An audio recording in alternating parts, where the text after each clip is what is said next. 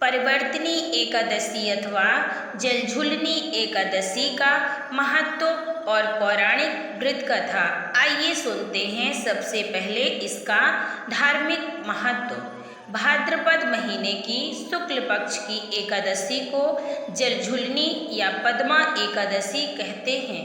इस दिन भगवान करवट लेते हैं, इसलिए इसको परिवर्तनी एकादशी भी कहते हैं। इसके अलावा इसे परिवर्तनी और ढोल ग्यारस के नाम से भी जाना जाता है।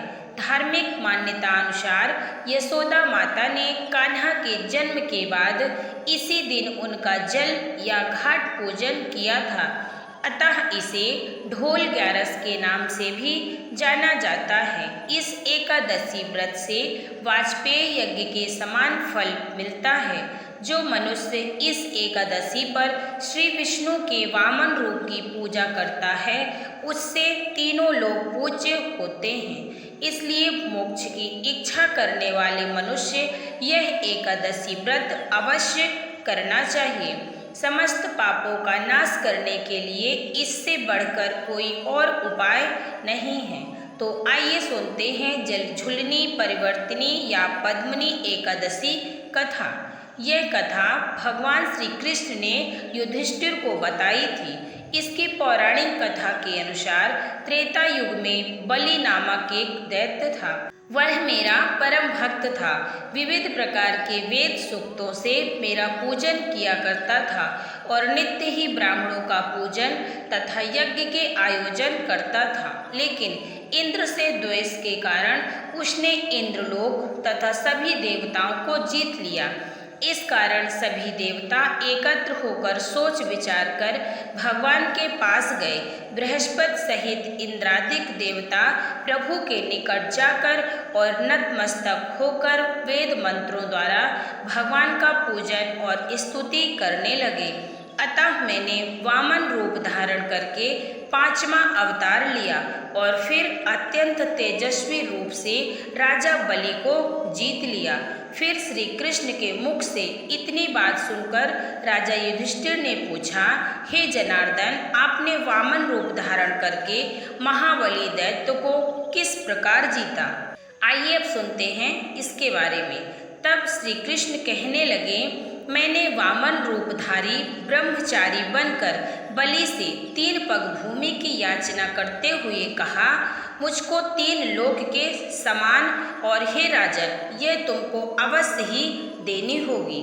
राजा बलि ने इसे तुच्छ याचना समझकर 3 पग भूमि का संकल्प मुझको दे दिया और मैंने अपने त्रिविक्रम रूप को बढ़ाकर यहाँ तक कि भूलोक में पद, भूर्लोक में जंघा, स्वर्गलोक में कमर, महलोक में पेट, जनलोक में हृदय, यमलोक में कंठ की स्थापना कर सत्यलोक में मुख, उसके ऊपर मस्तक स्थापित किया।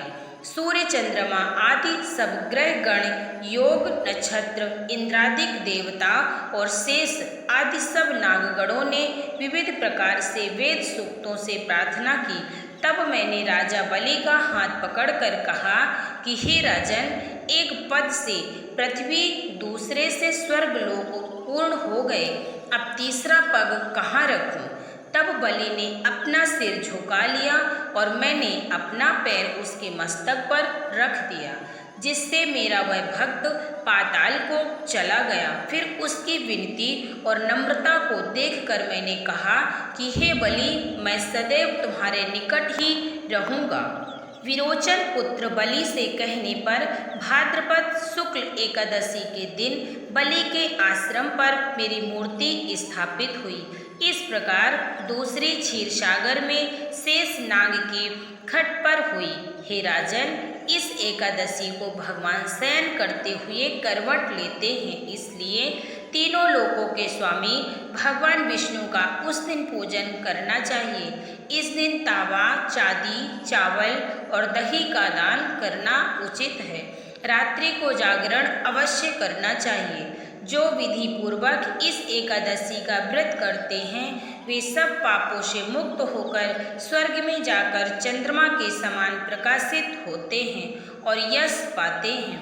तो इस पाप नाशक कथा को पढ़ते या सुनते हैं उनको 1000 अश्वमेघ यज्ञ का फल प्राप्त होने के साथ ही वैकुंठ की प्राप्ति होती है। तो कृपया आप लोगों को ये वीडियो कैसा लगा, अगर पसंद आया हो तो वीडियो को लाइक और शेयर जरूर करें। आप सभी लोगों का धन्यवाद। आप सभी भक्तों को जलझुलनी अथवा परिवर्तनी एकादशी की ढेर सारी शुभकामनाएं। आप सभी भक्तों को जय श्री मन्नारायण।